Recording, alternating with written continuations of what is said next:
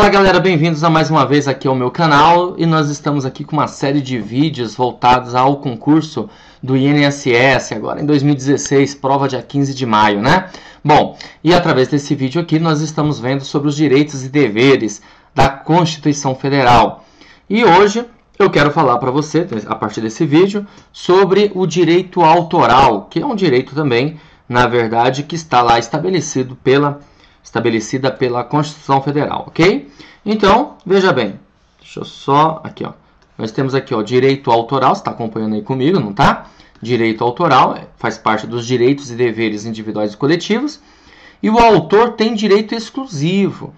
Então, por exemplo, eu estou criando aqui, né, esse vídeo, então eu passo a ter um direito autoral desse vídeo porque eu sou o autor dele, né? Eu sou o autor disso aqui. Então, tanto para utilização, como para publicação e também para reprodução.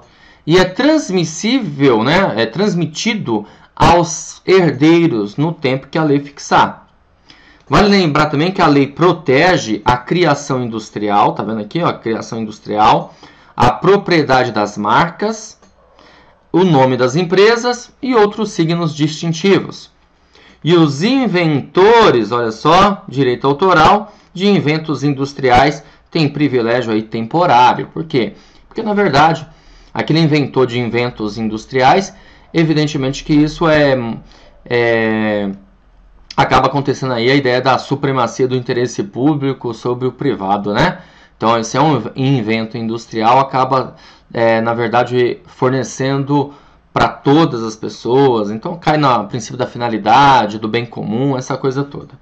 Bom, e a gente tem aqui também que é assegurado nos termos da lei a proteção à participação individual em obra coletiva e também a reprodução de imagem de voz humana, ok? E tem que, claro, ter uma fiscalização do aproveitamento econômico de tudo isso. Bom, então tudo isso aí está relacionado aqui aos direitos autorais. Lembrando, você que chegou pela primeira vez aqui no meu vídeo, basta você clicar aí no link abaixo que você vai ter acesso a todos os vídeos, tá bom? E aqui eu não vou ficar explicando como você teve em sala de aula, não. Na verdade aqui é o seguinte, é para você ter uma noção do que está escrito na lei. Porque na verdade é o seguinte, concursos de nível médio, que é o caso aí do técnico do Seguro Social, basicamente vai cair o que está escrito na lei, tá bom? Vamos lá caminhar? Bom, gente, outra coisa também, aqui vai ser um geralzão de tudo que está faltando, do que nós estávamos conversando, desses direitos e deveres. E é o seguinte, entre os direitos e deveres, nós temos algumas informações aqui importantes. Olha só, não haverá juízo ou tribunal de exceção, tudo bem? Então a gente tem aí os fóruns, os tribunais de justiça, né? STF, STJ e assim por diante. Não pode ter juízo ou tribunal de exceção à parte. Aqui nós temos direito também, ó, júri. O júri tem plena plenitude de defesa, tem direito a sigilo das votações, tem soberania dos vereditos e julgamento dos crimes dolosos contra a vida, inclusive de tentativa. Tudo bem? A lei ela não retroage, salvo benefício do réu. E a lei não excluirá, olha só, a lei não excluirá a apreciação do judiciário por lesão ou ameaça ao direito. Também não há crime sem lei anterior que o defina, nem pena sem prévia cominação legal. Isso aqui tem a ver com o princípio da legalidade. E no caso de extradição, a gente vai falar daqui a pouquinho sobre nacionalidade, mas é bom você já saber que não se extradita estrangeiro por crime político ou de opinião. O estrangeiro ele não pode ser extraditado por crime político ou de opinião, tudo bem? E o brasileiro naturalizado, ou seja, aquela pessoa que era estrangeira e agora passou a ser brasileiro porque se naturalizou, ele pode até ser extraditado aqui em caso de crime comum e tráfico de drogas antes da naturalização. Ou seja, descobriram depois, né, que esse camarada aí ele estava sendo procurado por tráfico de drogas, crime comum antes da sua naturalização naquele lugar. Aí sim ele pode ser extraditado, ok? Então beleza. E a lei não prejudicará o direito adquirido, o ato jurídico perfeito e a coisa julgada. Bom galera, a questão que apareceu aí para nós é o seguinte, ela diz assim, ó. Admite-se a extradição de brasileiro nato em casos excepcionais. E aí? Admite-se a extradição de brasileiros natos, né, em casos excepcionais? Certo ou errado? Claro que essa questão está errada. E por quê, pessoal? Porque o brasileiro nato, olha só aqui, ó, o brasileiro nato, a gente não estudou ainda nacionalidade, mas já dá para matar a charada que brasileiro nato não vai ser extraditado, tudo bem? Quem pode sofrer extradição é o brasileiro naturalizado, tá certo? E quando? Quando ele tiver algum tipo de tráfico de drogas ou crime comum antes da naturalização. Agora, o brasileiro nato, ele não vai ser extraditado. Então, tem um brasileiro aqui, né? Tem um brasileiro, e claro, no território brasileiro, e aí, de repente, vem uma lá da Itália, dos Estados Unidos, pedindo extradição desse brasileiro nato. Isso não vai acontecer, ele não vai ser extraditado. Tá certo? Beleza? Quem pode ser extraditado é o brasileiro naturalizado. E, claro, também, evidentemente, o estrangeiro. Mas o estrangeiro não pode ser extraditado por crime político ou de opinião. Certo? Então, vamos caminhar. Bom, agora nós vamos falar sobre os remédios constitucionais. Eu, particularmente, acho esse tema bastante interessante, os remédios constitucionais. Normalmente, eu costumo falar o seguinte, que remédio constitucional... aliás, o remédio em si, a palavra remédio, ela tem significado de quê? De repente, alívio, de aliviar, de prevenir, de controlar, tudo bem? Até mesmo de curar, quem sabe, né? Ok? E o remédio constitucional, ele vai procurar fazer isso também. Olha só, galera, veja bem. Deixa eu só colocar aqui o marca-texto para ficar melhor. Ele fala remédios constitucionais. Então, a gente tem aqui... O remédio constitucional ele vai ser utilizado por um ato de ilegalidade ou abuso de poder. Tudo bem? Ato ilegalidade, ato vinculado. E abuso de poder, ato discricionário. Então, ele vai ser utilizado por esses dois motivos. E faz parte da proteção dos direitos fundamentais que nós temos, os remédios constitucionais. Ok? Nós temos aqui o habeas corpus. Olha só, o habeas corpus. Vale lembrar para você que o habeas corpus, ele é gratuito, ele é grátis, ok? Então, você não paga para ter direito a habeas corpus. Outra coisa, não precisa de advogado. Habeas corpus não precisa de advogado. Você mesmo pode formular o seu habeas corpus. E por que você vai usar um habeas corpus? Justamente porque você perdeu o seu direito de quê? De liberdade, de locomoção. Então, na perda ou ameaça de perda da liberdade de locomoção, você vai fazer o quê? Você vai utilizar um habeas corpus aí. Então, é um abuso de poder, é uma ilegalidade, estão querendo te prender ou já te prenderam, você vai lá utilizar o habeas corpus. Na verdade, todo mundo pode entrar com habeas corpus. Agora, o juiz vai verificar quem tem ou não direito a isso. Tá certo? Habeas corpus.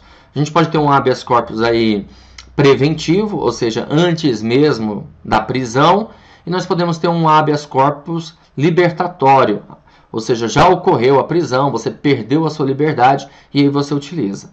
Mas vale lembrar que habeas corpus não é só utilizado contra a administração pública, até mesmo a iniciativa privada, ok? Vamos imaginar aqui uma situação hipotética. Você tem uma assistência médica, está lá no hospital internado, de repente não querem liberar você, porque você não pagou as contas. Você pode, por exemplo, entrar com habeas corpus nesse caso. Tá certo? Então, legal.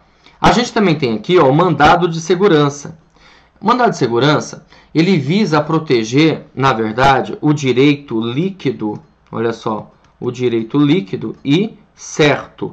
Aquilo que você já adquiriu, que é por seu direito, mas por abuso de poder e ilegalidade estão querendo, na verdade, deixar você sem isso, sem esse direito, tudo bem?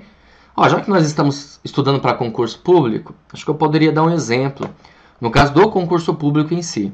Olha só que interessante. Você está prestando concurso, passou no concurso, ok? Você está entre os aprovados, o edital do concurso abriu com, sei lá, 3 vagas só, você está entre esses 3. Então, logo, você adquiriu o direito, de acordo com o entendimento, inclusive, do STF e do STJ. Você passou no concurso, tinham 100 vagas disponíveis no edital. Você está entre esses 100. Você adquiriu direito, Ok? Então, você tem um direito líquido e certo, e caso por legalidade ou abuso de poder não seja, na verdade, garantido esse direito para você, você vai entrar com um remédio aí constitucional chamado mandado de segurança, ok? E nós temos também aqui habeas data. Habeas data também é gratuito, mandado de segurança não, tá?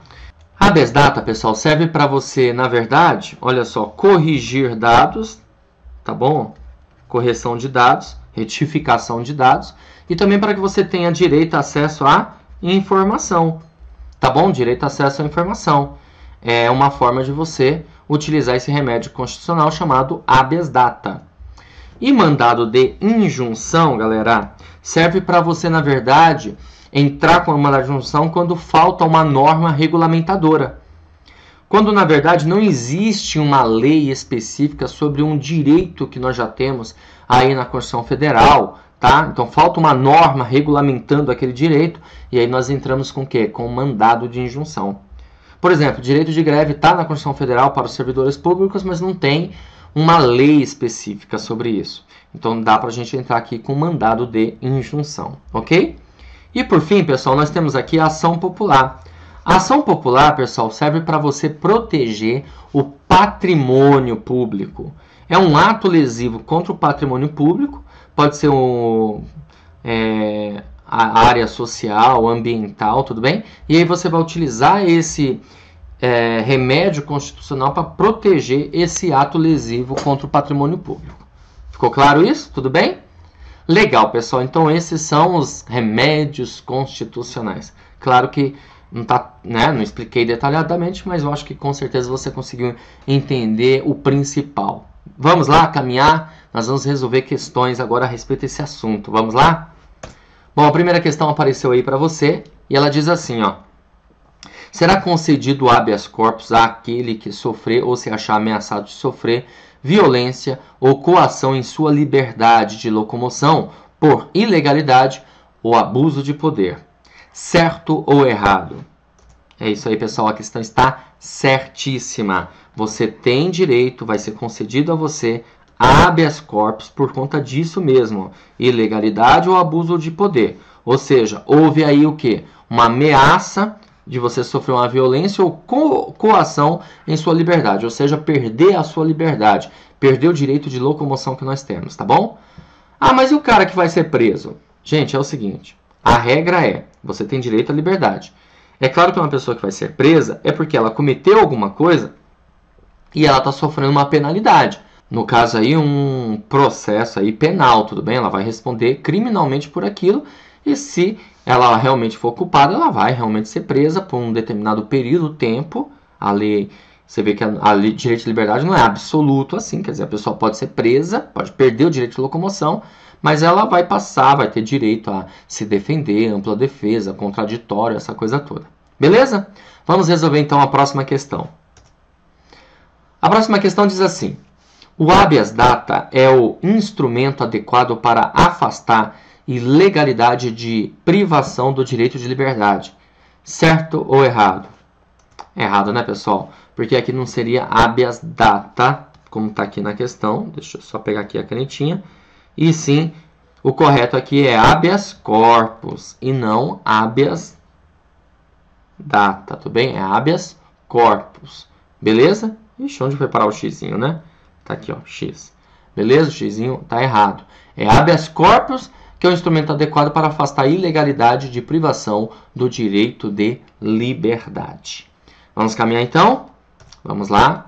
Próxima questão diz assim: o mandado de injunção garante ao impetrante o direito de conhecer as informações relativas à sua pessoa, constantes de registros ou bancos de dados de entidades governamentais ou de caráter público. Certo ou errado? Isso está errado, galera. E por quê? Porque não é mandado de injunção aqui, ó, que a gente vai utilizar. E sim o que? Habeas data. Nós vamos utilizar aqui o habeas data e não o mandado de injunção. O mandado de injunção serve quando falta uma norma regulamentadora. Ok? Beleza, né? Bom, galera, então com essa questão eu finalizo mais um vídeo aqui com você, o vídeo 12 sobre direitos e deveres, e falamos muitas coisas aqui, né, direitos autorais, falamos também sobre direitos, remédios constitucionais, ok? Entre outros aí, júri, pena e assim por diante. A gente se encontra então no próximo vídeo. Até lá!